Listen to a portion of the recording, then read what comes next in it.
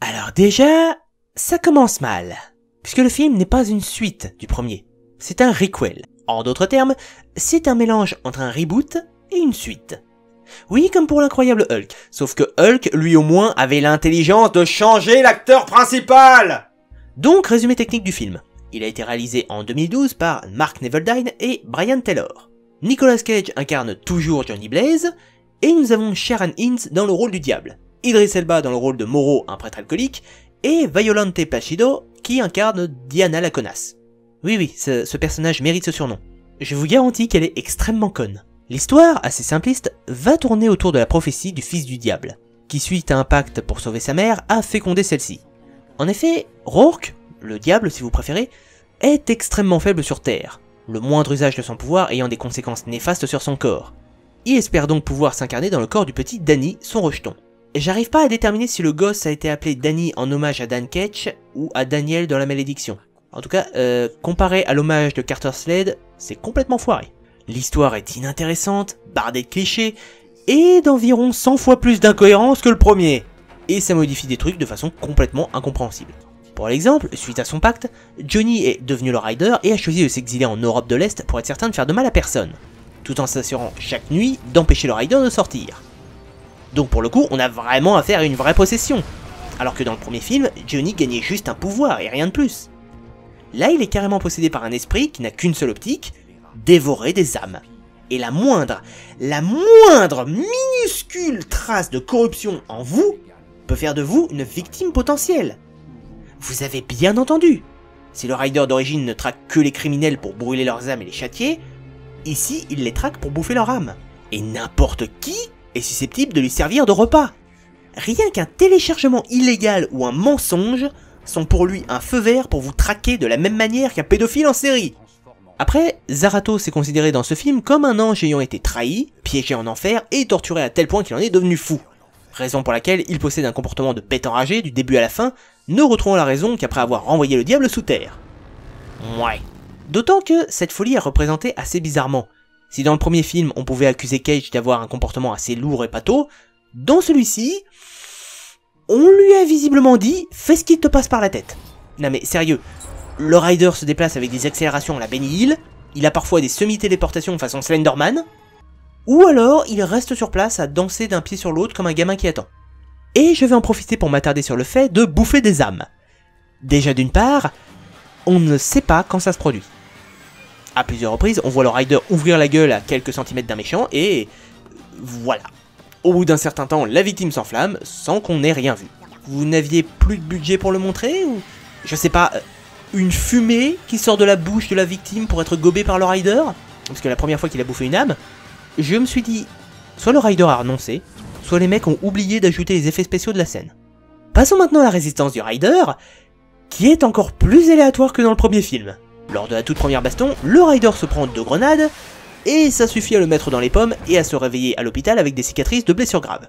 10 minutes plus tard, il se mange un tir d'une arme censée être toute puissante de plein fouet. Rien à foutre! Ah, et au fait, le Rider avait l'air au début de ne pouvoir sortir que pendant la nuit, comme dans le premier film. Du moins, c'est ce que la narration insinuait. Mais en fait non, il peut parfaitement se déplacer en plein jour. Bon, au point où on en est, fuck la cohérence, hein. Néanmoins, il faut rendre à César ce qui est à César. Autant la transformation en Rider est... Benny Hill.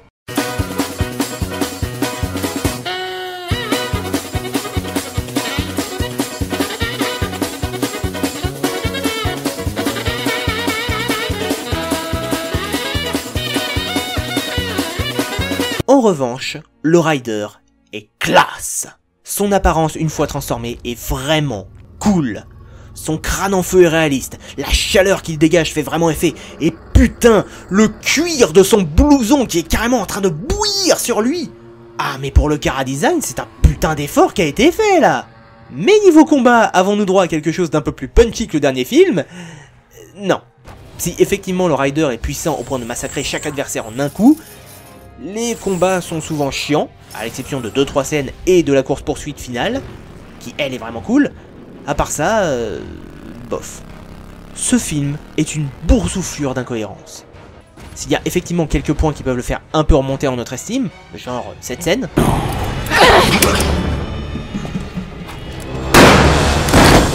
celle-là. Ou alors celle-là.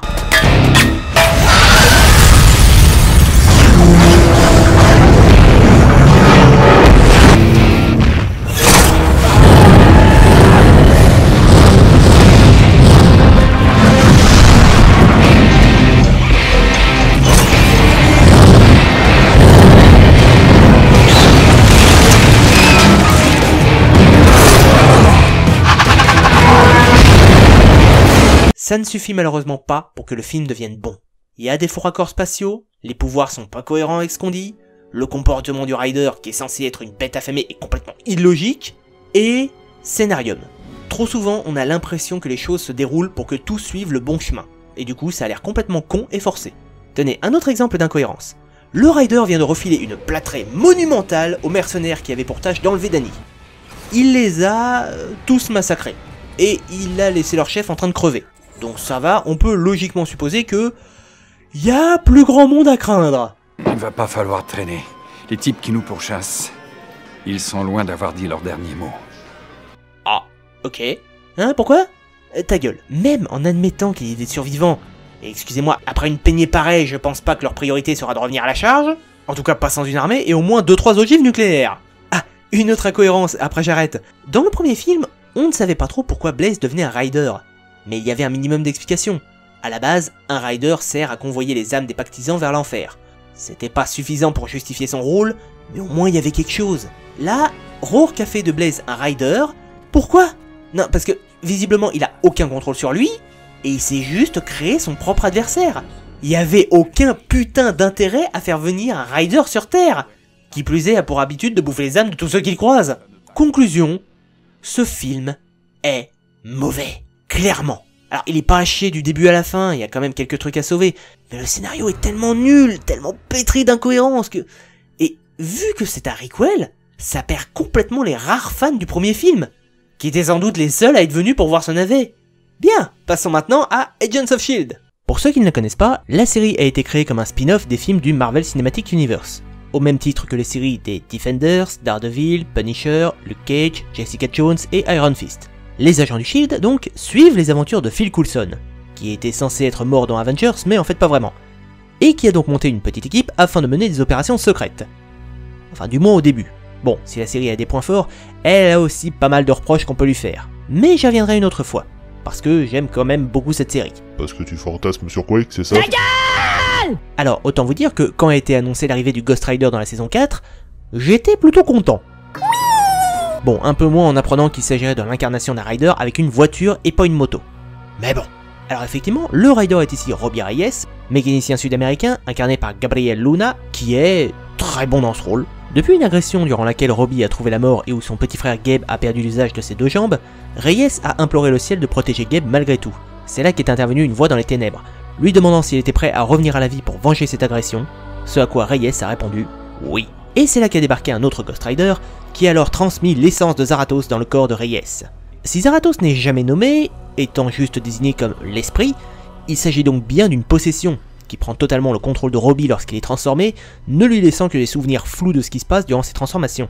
Le truc, c'est qu'une fois emprisonné dans une dimension parallèle, Reyes se plaignait régulièrement du froid ambiant, l'esprit qui le possédait n'appréciant pas du tout cet état où il s'enfonçait dans le néant.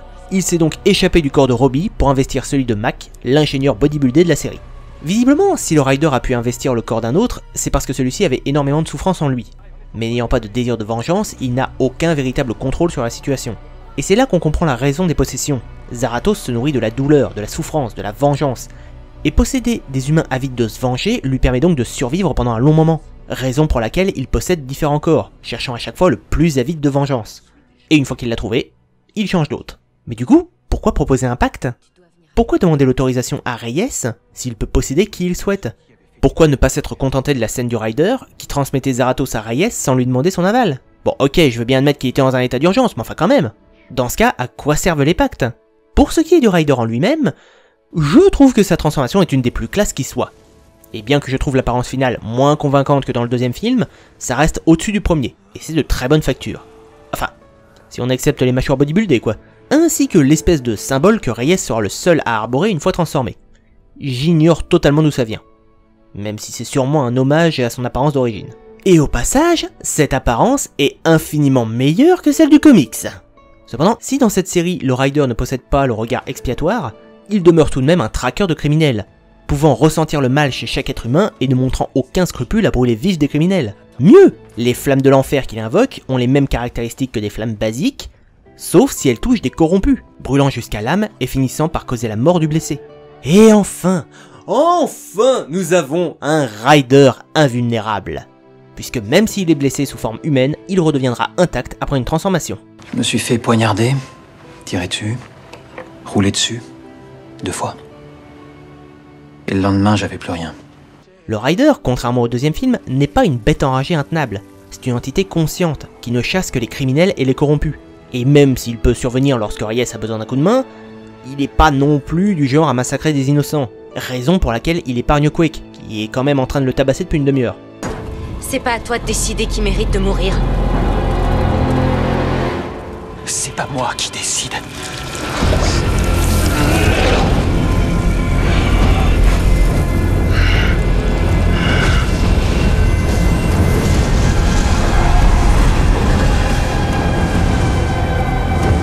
Et d'autre part, le Rider est effectivement considéré comme une puissance quasi inarrêtable. Vite. Ça tiendra le coup. Le module est composé de matériaux polyadaptables. Les plus sophistiqués qu'on ait au Shield et... Mais conséquence, là encore, les combats sont très vite expédiés.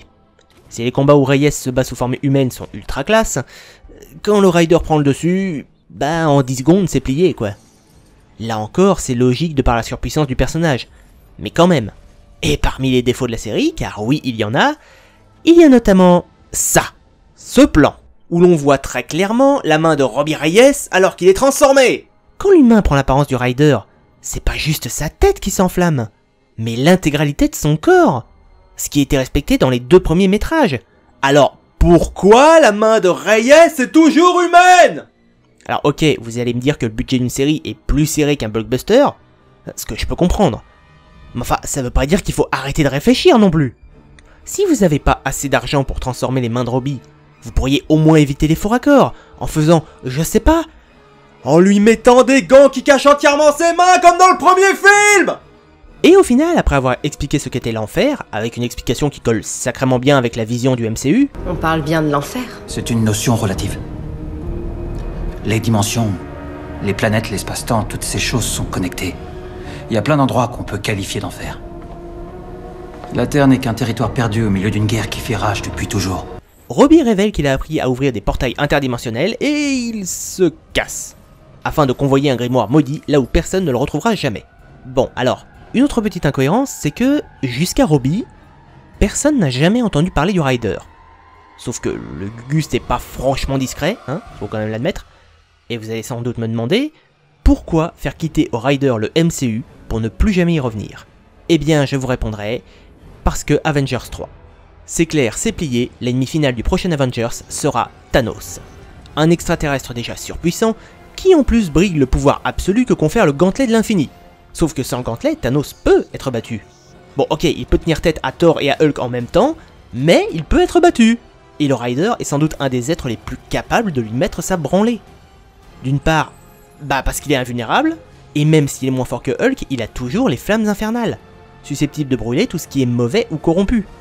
Et gardons en tête qu'avec toutes les morts que Thanos a provoquées, il est tout aussi sensible aux flammes que n'importe quel psychopathe de bas étage, peut-être même plus. Et là encore, je compte sans le regard expiatoire.